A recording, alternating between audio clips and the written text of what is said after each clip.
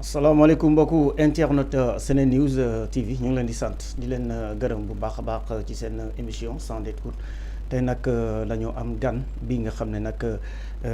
mun ma wax gan sax parce que sénégalais la waaye bàyyeekoo fële fi nga xam ne nag moom mooy tugal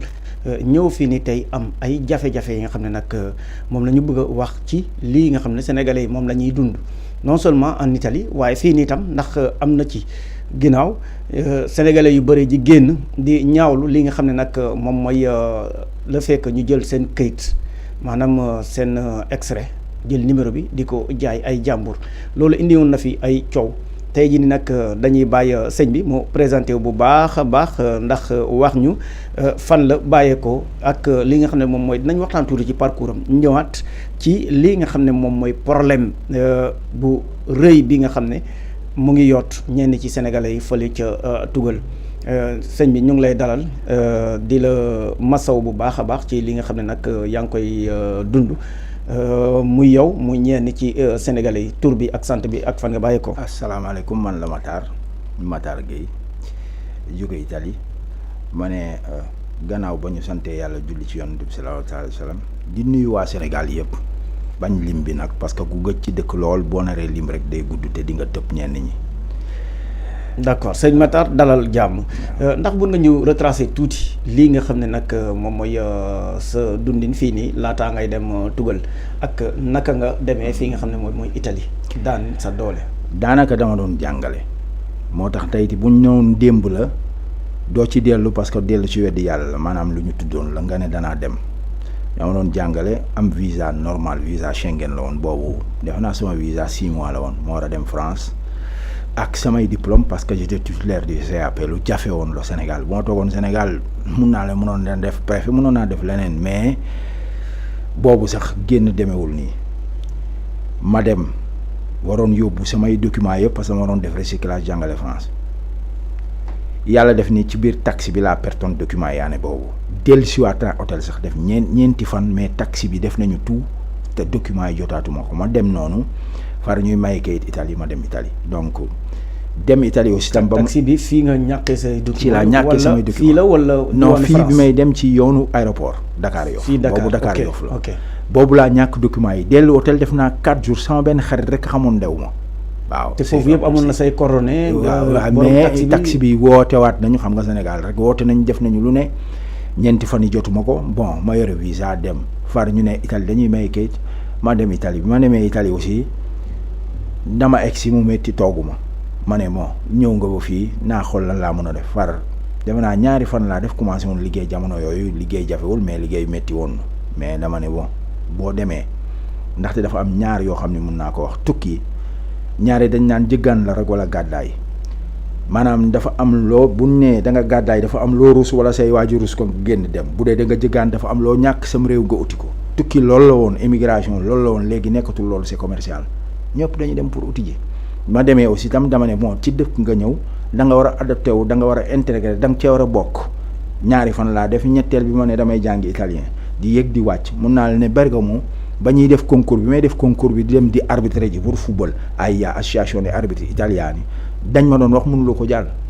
may nit ku ñuul ku njëkk a commencé arbitrer Bergamo di daw di yëg di wàcc mu métti lool mais buñ ci continuer dinaa la wax li tax mu jëriñ ma. d'accord ñu gis ni sa rêve dafa mel ni mun nañ wax ni dafa brisé wu ndax yow France nga focalisé woon say papier mu des fii nii Sénégal mu desee la quelques jours pour li nga xam ne xam naa visa bi tam da nga soraale woon ni boo fi toogee di wër say papier visa bi mun na jeex ci diggante bi moo tax nga teel a dem mais après foofu naka nga gisee sénégalais yi nekk France laataa ñuy dem fi nga xam ne moom mooy Italie jamono yooyu noonu. xam nga jamono yooyu boobu moom laa lay wax boobu jamono yooyu immigration li mu doon tekki la boo koy xool bu baax amoon nañu benn président bu ma koy fàttaliku bu baax Abdou Diouf bi muy wax les flux migratoires pour bloquer les flux migratoires su ma juumul benn sommet ONU la ko xool benn sommet pour bloquer les flux migratoires il faut créer un bien-être dans les pays du tiers-monde ba mu koy wax boobu waxuñu immigration les flux migratoires aujourd'hui immigration c'est un fléau maanaam lu jaaruwul la daal dafa jéggi dayo loolu la olof di wax mais booba ñun immigration boobu ñiy génn immigration daanaka sax du woon sax visa ñu njëkk ñun ñun après la ñu am visa booy jël France li tax immigration intellectuelle commencé parce que moo xëy ne ku redoublé ñaari yoon da ngay ñibbi ci la immigration ñi nekk France commencé di saaw di dem Europe immigration intellectuelle fa la commencé immigration tam fa boo koy xool image am fa la commencé yàqu parce que lii ñu ji tey ñëpp bëgg a dem presque ñi ñu jiitu ñoo ko indi parce que ku ñëw boo leen gisee bu njëkk ba gars yi bu ñuy wàcc aéroport ak seeni chaîne ak xam nga roy dax li ngay gis toujours image bu rafet la donc yow da nga naan damay dem boobu nag dafa am leneen lu mu làmb waaw d'accord yow sa défi ci li nga xam ne moom mooy langue bu bees déjà italien foofu nga ko jàngee bëgg a dugg tam ci lii seen mën naa wax genre fédération maanaam pour nga mën a arbitrer il faut que nga jàng italien nga mën a comprendre li nga xam ne moom mooy li arbitrage laaj te mosoo ko def Sénégal fii. non en fait Sénégal boo gisee grand yi football naa Léona Doole Bastos donc ku mos a voyager laa di football ma demee aussi tamit commencé naa football terce catégorie yow ba seconde catégorie bi ñu yéeg première catégorie yàllaa ne bon lii football bi ça commence à devenir un peu professionnel te je dis pas un footballeur 2 mètres donc bon j'étais plus adapté au basket qu'au football mais nag yàllaa dogal loolu sama parcours la dafa fekk li mu nekk li nga bëgg la mais dama yaakaar ne dëkk boo fa demee war ko intégrer la première chose bi nga jëkk a def mooy la langue c'est boo gisee allemand yi dañ la koy imposer même pour bu jox la kayit donc yow ci sa bopp yaay ne ni te langue boo bëgg mën ko c'est bokkul nag ak ñun tey italien dama koy wax dama koy bind mais du ma ko wax Sénégal daanaka parce que li ma gis mooy bon man damay ne la mémoire d'un enfant est plastique xale yi mun nañ jàng 5 langues dégg ko yow déggee français tam li may wax ci français laay wax ci italien mais yaakaar naa ni bu ma ñëwee yow xale yi juddoo Italie mun nañ ñëw di wax ay italien fii mais boo ñëwee dajeeg Sénégalais yi comme ñoom boo toogee ci koñ bi leen wax ay italien boo jógee sax ñu ne kii daf ñuy fonto donc nga jànkoonteeg ñoom ci li gën a rafet moo gën maanaam li ma la bëgg a wax mooy ñun suñuy tawet toujours buñ koy xool mooy ñun ni ñuy dundeek italien yi ba pare parce que ñu ci bëri tey xale yi door a ñëw li ñu sonnal mooy dañuy ñëw ñu ne la sama yaay de calebasse la jël maanaam natt yi ñuy def teggi na 2 millions jox la muy sas waaye du yan sas la ba tey moo benn la rek ci olof waaye du yan parce que bu fekkente ne yow da nga ñëw Italie ne tey dama war a am rek di nga def loo warul a def te du yoon du noonu il faut serrer la ceinture nga dellu à zéro liggéey xam ni man mii dinaa def 1 an 2 ans métti na ki daay këram nag ba tax nga dem wala mu teggi natt ba tax nga dem day muñ mais boo nee tey rek gaa yëpp ngi yónnee damay yónnee doo ci génn te booy yi fi ñu toll yi door a ñëw surtout booy yi jaar ci gaal yi yàkkamti yàqule lay indi. donc yàkkamti ci boobu yàqule lay indi il faut faire doucement attention doucement et lentement loo dem rek di nga am li nga bëgg mais da ngay def ndànk. boo yàkkamtee di nga jël loo warul a jël te booy yi fi ñu toll ñu bëri ils ont d'énormes difficultés su ma la waxee ñun suñu parc clochard laa lay wax baaru Bergamo les Sénégalais taux bi yokku na du ñëppay bandi mais am na ñoo xam ni jànkonte ñu jànkonte amuloo poste amuloo liggéey seddaay bu ñëwee nga bëgg a fanaan ci biti di nga jéem a ñamantu c'est fini. donc blocage bi langue bi nekk na blocage bu rëy su ma la déggee bu baax a baax. ci ñiy dem lu ma lay wax langue bi blocage la mais aussi toujours c'est un problème d'éducation xam nga. c'est dommage dama koy déglu maa ngi déglu benn émission Yaxya di wax defe naa mooy secrétaire général de l'enseignement su ma juum mu xam li muy wax ñun Sénégal dañuy tàmm loo xam ne lii ñun ñëpp defe naa sa génération sax jàngu xeer lañ ko doon wax parce que da ngay jàng ba bac ñu lay jàngal ay Japon du métier gi yëpp or que ñun suñu éducation n'est pas adaptée à nos réalités tubaab yi bu ñuy egg ay 6e lycée presque seeni orientation xam nañ ko c'est déjà canalisé man yaakaar naa ni actuellement il faut que ñu seet nan la ñuy orienter xale yi c'est professionnel déjà bu fekkente ne da nga war a dem ba bac ak yenn critères yi màgget nga avant ngay dem université donc la réforme au niveau de l'éducation nationale war nañ ko def war nañ ko xoolaat ñun suñu war a dund ñun suñu ñuy jàngale ak ni ñuy jàngee dañ ko war a teg ci li nga xam ne lii moom la suñuy besoin wu dëkk man loolu laa yaakaar pour réformer l'enseignement looloo tax nag ma dellu ne la immigration fa la bonee parce que yow tey boo génnee ay un métier quel que soit alpha boo demee en Italie da nga ciy génn boo yu bëri amuñu benn métier mosuñu jàng amuñu leneen parce que doo ma ne un bon sportif le sport tubaab bi dañu la mooy passeport bi gën a gaaw foo dem di nga fa dem jàng nga am nga bourse foo dem di nga fa dem am nga métier foo dem di nga liggéey donc il faut se préparer pour sortir mais loolu yëpp la base c'est l'éducation te ñu ngi koy bëgg a ñàkk boo xoolee rek comportement wu jeunes yi actuellement ça veut dire que y a quelque chose qui ne fonctionne pas au niveau de l'éducation nationale war nañu mën a réformer waat affaire yi xool textes yi xool parcours yi xool formation enseignants yi aussi parce que kiy jàngale toujours mooy refléter ki muy jàngal.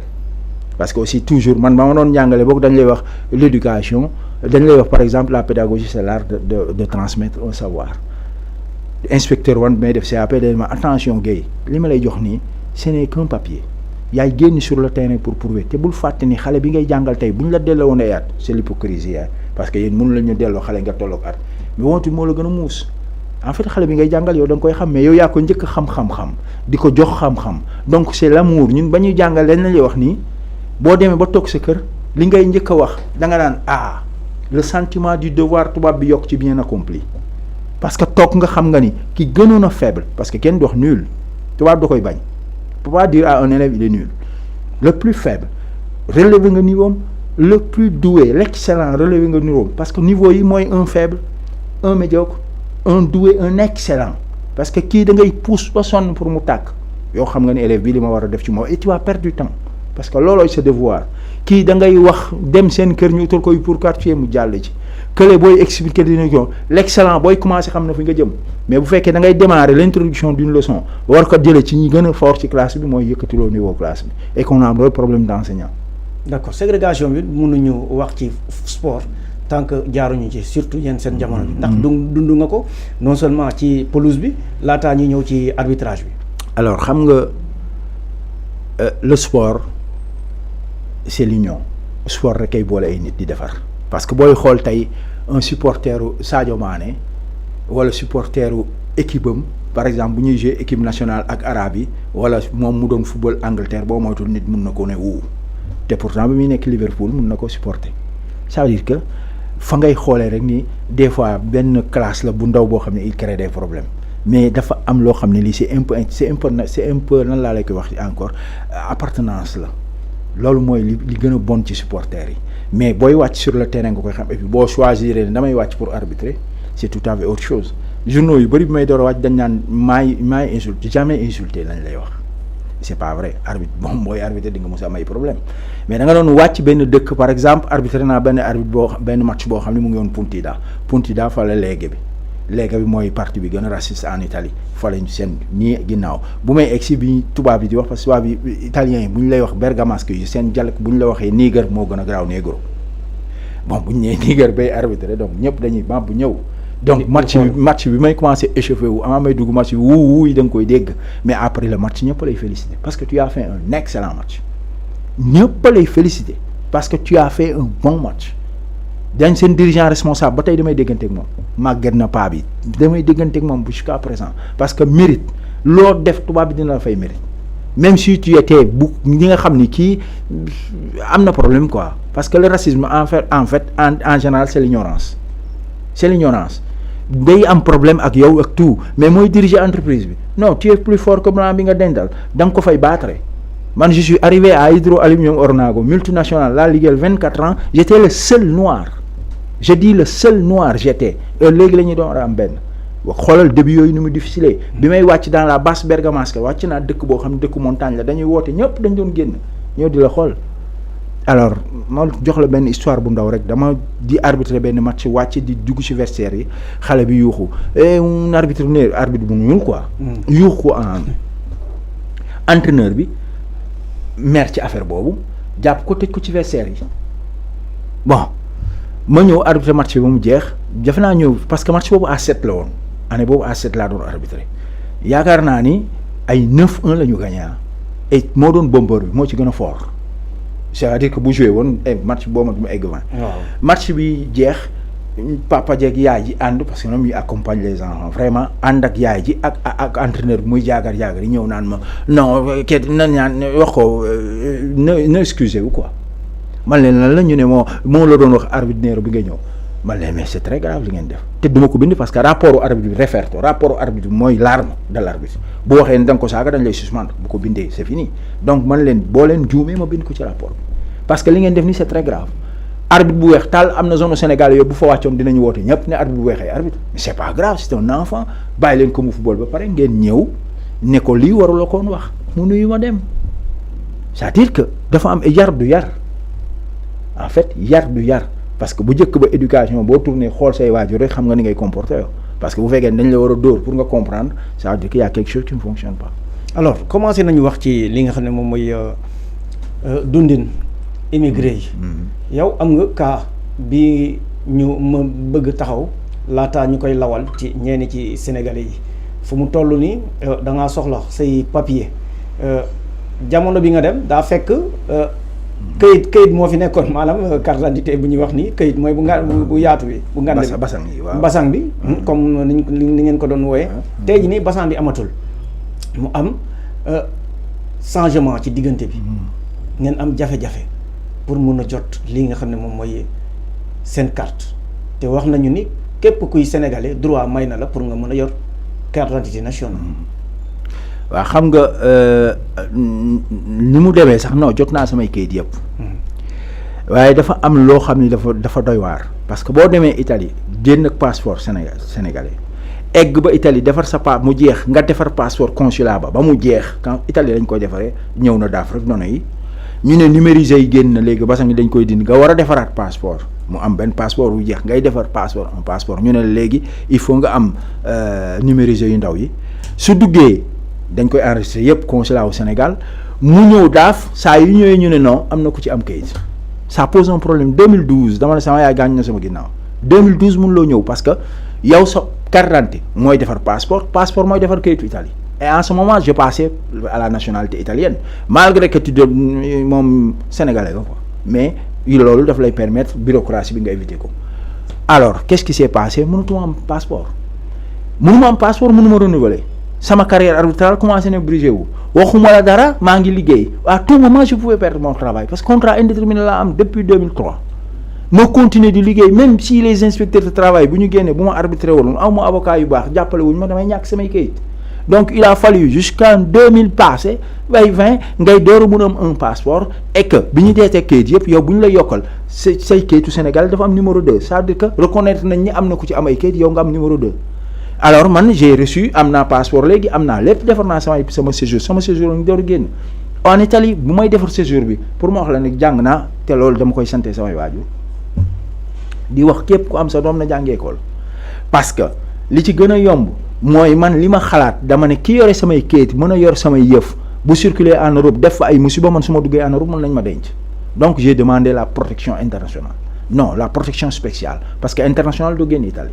tu deviens un réfugié boo xam ne mënutul dellu dëkkam protection spéciale la sama séjour génne l'un des derniers séjours parce que gouvernement bi dindi na ko ñu bëri xamuñu ko woon parce que man sa papier léegi fu ma dugg ci dëkk fu ma dugg en Europe buñ ko alphabet xam nañ li tax ma ut ko j'ai demandé ça parce que mënuma am na keneen koo xam ne dafa or qu'en Europe loolu furto d'identité la ko italien di tuddee mooy vol d'identité dañ lay tëj au Sénégal nos officiers d'état civil sont en train d'arrondir leur salaire au dos des étrangers des Sénégalais des mêmes Sénégalais de leurs concitoyens di jaay ay kayit aujourd'hui en Italie je te dis que du ma la cital dikk ak dëkk du ma citer mais étrangers yi yore suñu kayit yëpp di taxawaalu étrangers tous les Africains ont presque des documents sénégalais et c'est très grave boo demee consulat li may wax kenn du ko weddi diaspora bi laay waxal c'est clair et net et c'est très grave aujourd'hui nag ñun li ñu yàq mooy ñun ay Sénégalais koo ci wax mu lay jaay affaire panafricanisme il est temps qu'aussi à notre pays ku fi dugg aussi tam dafa war a am un document bu lay identifier et ça c'est très bien parce que en Europe même les Français boo fa duggee jógee Italie identifier nañ la parce que c'est communautaire mais dañ lay identifier en Afrique amul communauté amul carte d'identité boo xam ne dañu war a identifier ñëpp ce n'est pas que je vais parler de la Mauritanie de la Guinée tous doivent être identifiés ñu xam ni kii fii la jóge fii la jaar ak parcours am loolu mooy yoon un séjour boo duggee ci dëkk da nga koy am mais non nous sommes des panafricains c'est-à-dire que li gangrène gis nga liy yor rek ci ñag ba la jógee te dinaa la wax leneen aussi tamit gis nga tegale bu guddee rek bi jiitoo jug il est temps que ñi jiitu xool ni vraiment li ci askan wi dañ leen war a jàppale. donc c'est papier ça devient un problème fële parce que déjà yéen au niveau de la diaspora da ngeen di xool nit ngeen xam ni kii xëy na du sénégalais waaye ñun suñ kayit la yor te dafa mel ni dafay représenter en même temps le Sénégal ndax képp ki nga xam ne nag yaa ngi yore kayit dafa mel ni représentant dëkk Sénégal la ci réew moomu. dama ne la ça détermine proprement le niveau de la corruption li may wax du dañ loolu lay déterminer parce que ki defar kayit boobu à la base ak kay dem di enregistrer kayit bi ñu ngi bëgg a yem dafa mel ni yow ki la jox nga jël tubaab bi loolu lay wax ki lay corrompre ak qui est corrompu c'est-à-dire c'est très grave ñoom ñaar ñoo bokk daan et loolu au Sénégal dañuy dem ba homologué ko te li tax ma wax la dañ koy homologué mooy li gën a grave damay déglu camp wu fédération sénégalaise ñi ko gagné le Sow là j'espère que ministre la woon muy ne bon gis nañu que ñële dañ leen Abdoulaye Seydou Sow waaw defe naa moom la dañuy jiiñ ñi maa di camp maa di dañuy jiiñ ñi dafa am corruption ci biir mais bu loolu bu amee ñun dañuy ne da ngay jàpp ki ko def yóbbu ko gendarmerie ou police alors c'est grave c'est-à-dire que kon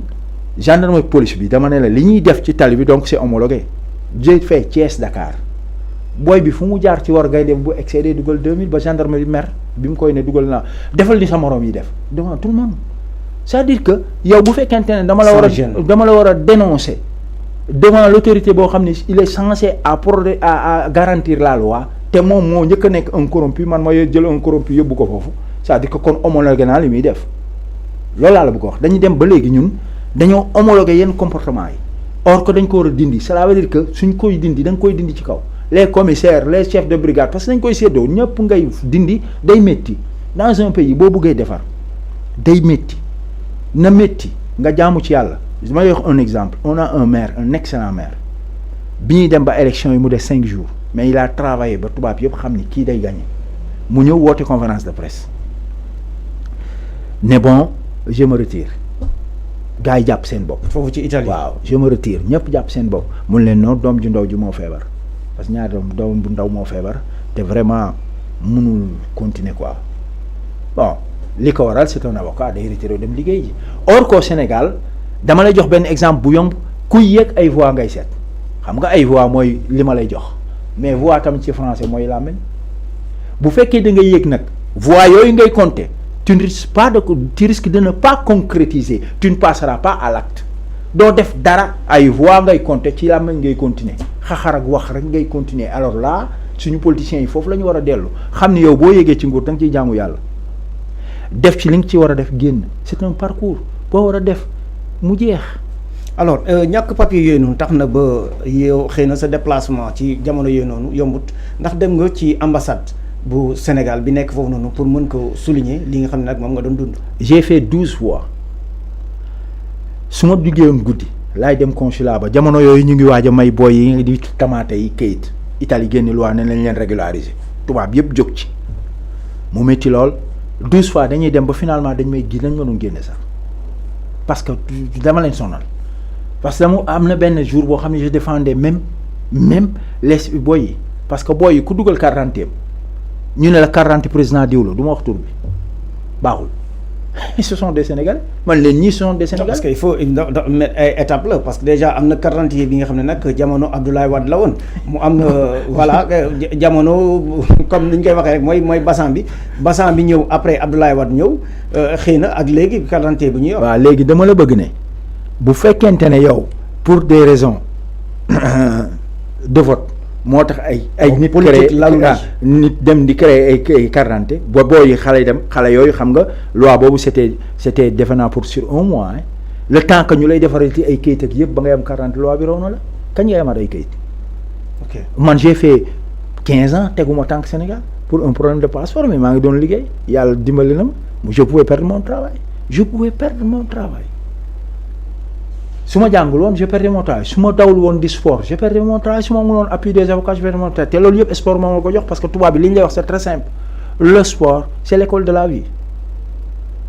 tubaab day ne xale bu jàngee ba wàcc day dem defi ji dara bu jàppee ci dara du def leneen or que foofu da ngay xool commune bi dina def lépp pour def ay terrain def tout au Sénégal éducation boobu la ñu amatul c'est-à-dire occupation bi xale yoo xam nga dëkk bu ñi toog bi ëppee ñiy jóg comme demul dëkk ñi toog bu ëppee ñi jóg comme bi demul c'est la même chose nag ak nos voitures les voitures au Sénégal tey l'État ñun nee nañu mun nga dugal oto bu am 10 ans on attend presque 10 millions de voitures.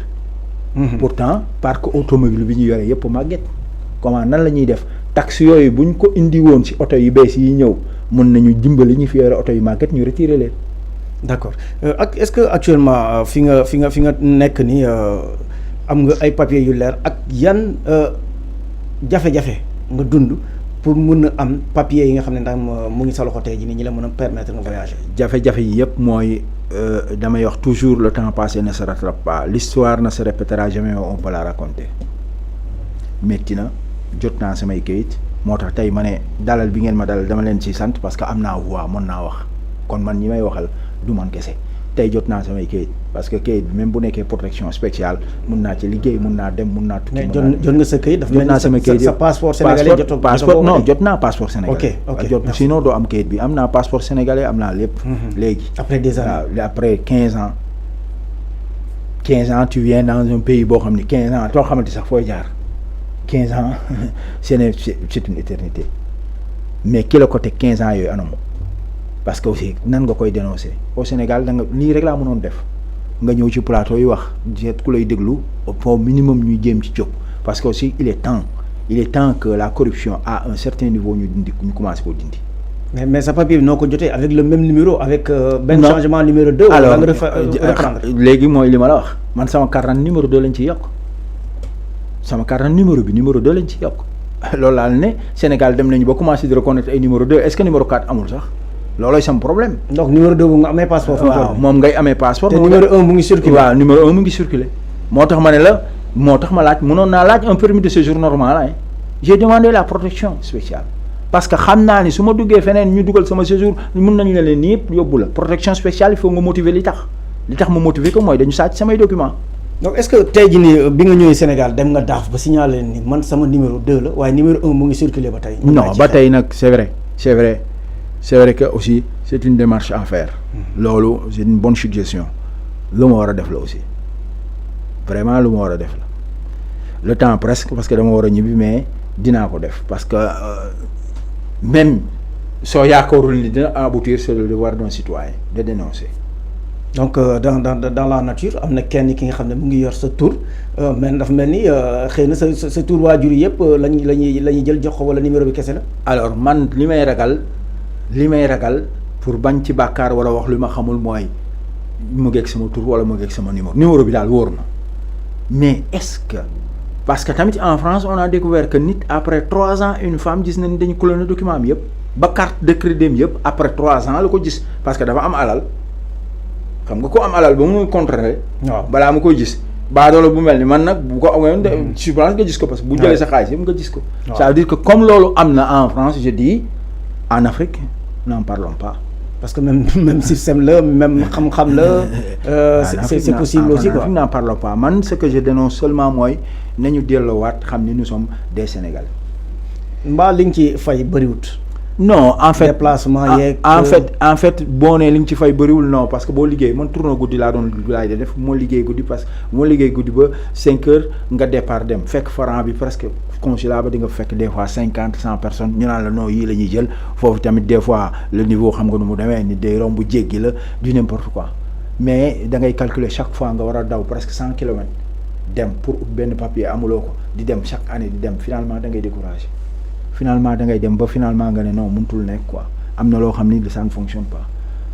donc ci utum papier boobu noonu tam dañ ciy sentir li nga xam ne moom mooy la main politique. non alors c'est très simple politique bi tant que jóguñu ci assainir nos institutions parce que foofu la nekk quoi il faut ñu assainir nos institutions parce que toujours man damay wax problème éthique la alkaati tubaab bi bu la téyee je t'assure da lay téye nuyu la correctement laaj la say document tàggu la correctement te yaa ko salaire peut-être chef yi. mais booy yàlla na salaire kenn boo yëkkati woon 50 ñu denc la problème éthique la problème d'éthique la parce que yow boo xoolee tu es un gendarme ou un policier mais yaa ngi xool ku nekk ci koñ bi lekkul man j'ai un copain boo xam ni chaque fois day ne man sama mag li bu ma mayee xaalis du ma ko jël parce que c'est un policier te xam naa li muy jël jaaduwul su ma mayee du ma ko jël mais loolu c'est problème de conscience lay indi mais calculer lu nit bu wax loolu.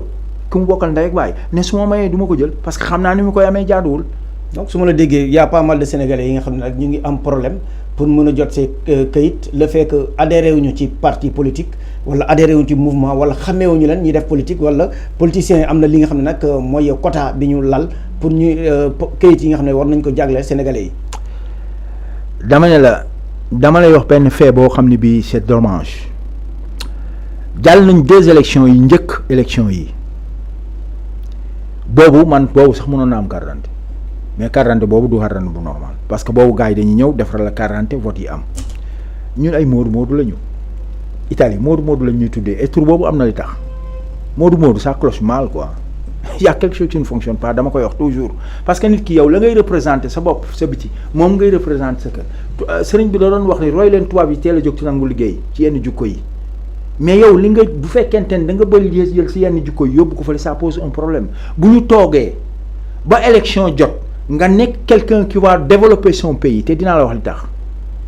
ñun on peut développer le Sénégal parce que italiens yi après guerre ñëpp a demoon moo tax tey boo waxee émigré yi ñëpp jóg papa ak yaay ak doom xarit ak xarit ñoo créé des entreprises de petites et moyennes entreprises ils ont développé l'Italie les Sénégalais de l'extérieur peuvent développer le Sénégal mais soo toogee ba élection yi jot ngay xaar ñu la jox 50 € pour nga voter un parti politique ça veut dire que jaayuloo sa conscience tu as vendu ton pays li ma lay wax maa ko gis te kenn ñemewu ko weddi et c'est très grave. ci ñaari élection yi jàll. waaw ñaari élection yi la jëkk c'est très grave. ñun ñoo war a développer ce pays parce que li ñuy dugal ci xaalis fii kenn xamul lu mu toll ma jox la rek benn exemple bu gën a yomb say Sénégal dañ lay wax am nañu autoroute c'est bien tubaab yi ay 4 voies la ñu am c'est très bien pour un début autoroute bi ñan ñoo ko moom chinois yi ak français yi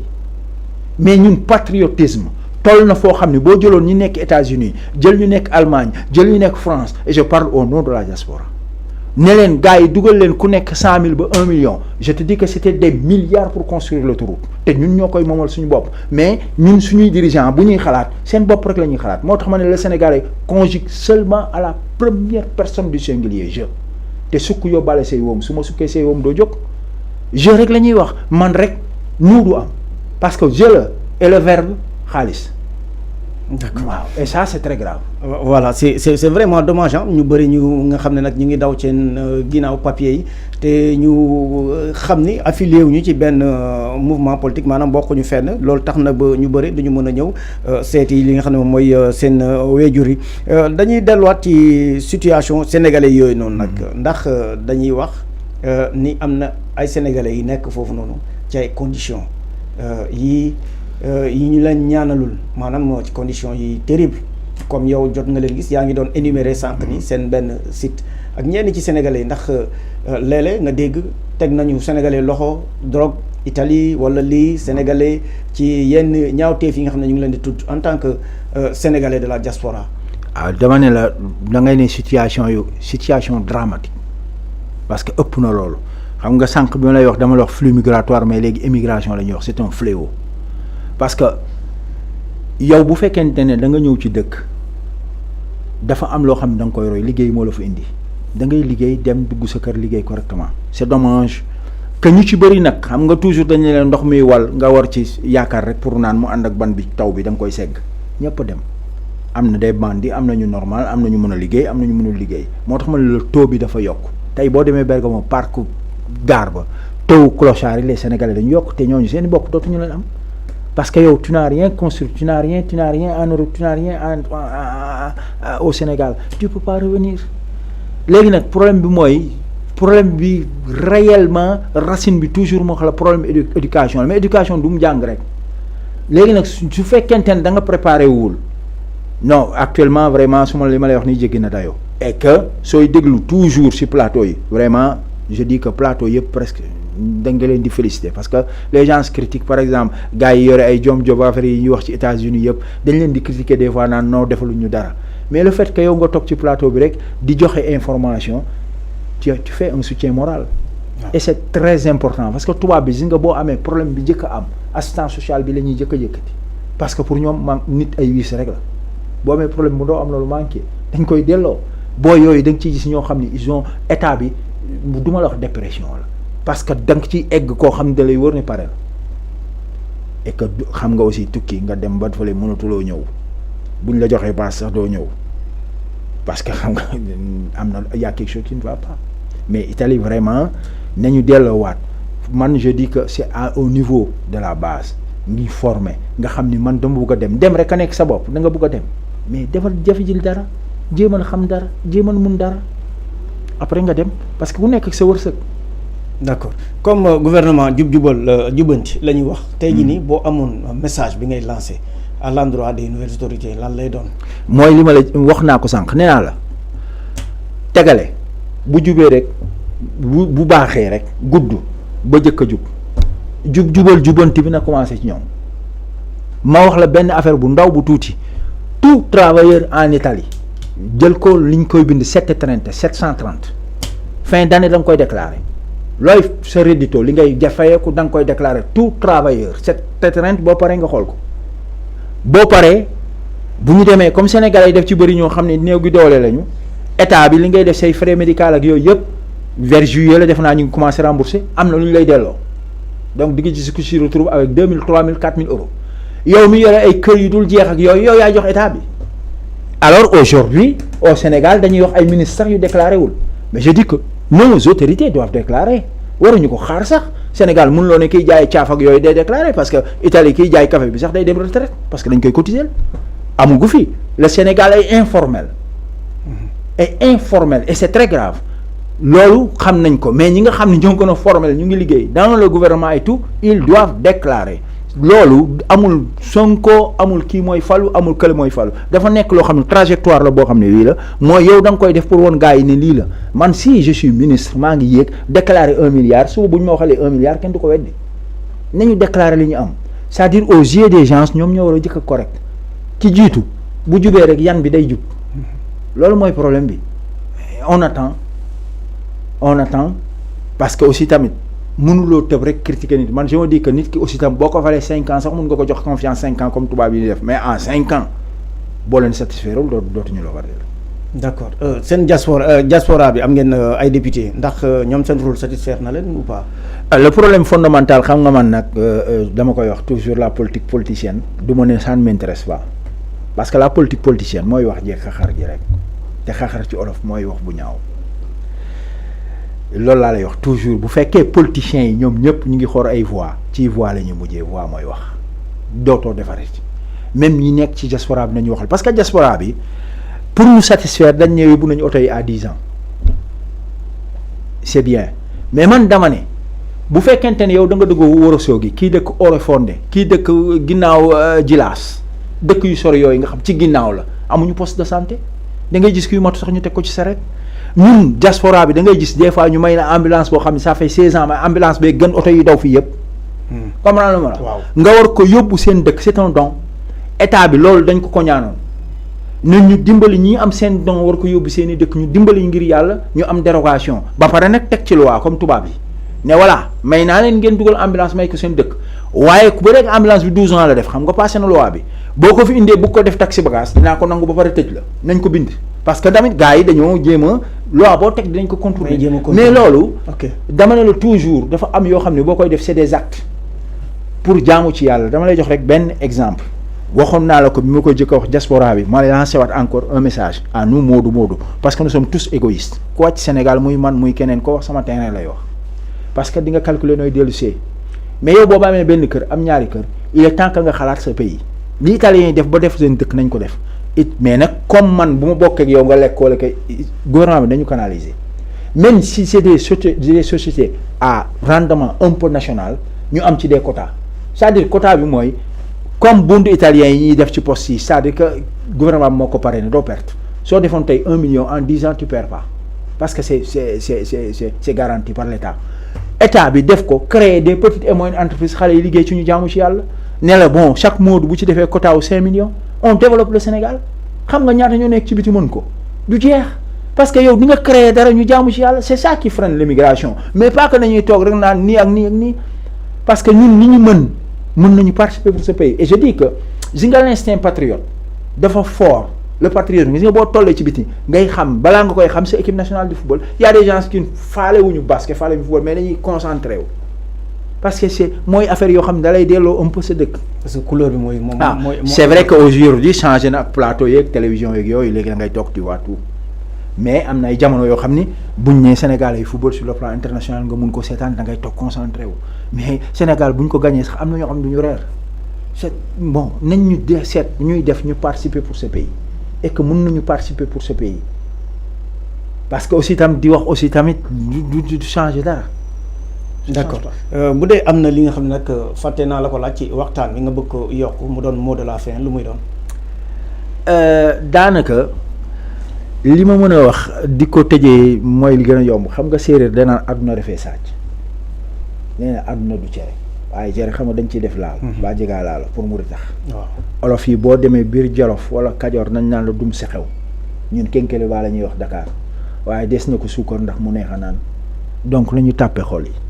delluwaat dans la cohésion chercher de travailler koo xam ne day jàpp mu nekk un opposant ou nañ c'est-à-dire une concertation dafa war a nekk quelque chose de fructueuse une concertation dafa war a nekk quelque chose de saine maanaam man bu may ànd ak yow dafa am loo xam ne dama ko ciy jublu mébét ko ci lu baax lépp loo jublu ci lu baax jéemale ko ci nit mu nekk lu baax yàlla fay la lu baax Sénégal loolu la ñu manqué il faut travailler la main dans la main déggoon nañ fi toujours travailler léegi nekk lu travailler il faut mettre les choses en acte waaw dañuy ne wax ni toujours les paroles doivent couronner les actes da nga day fekk acte yi ba xaw war ngay door wax da ngaa liggéey ba pare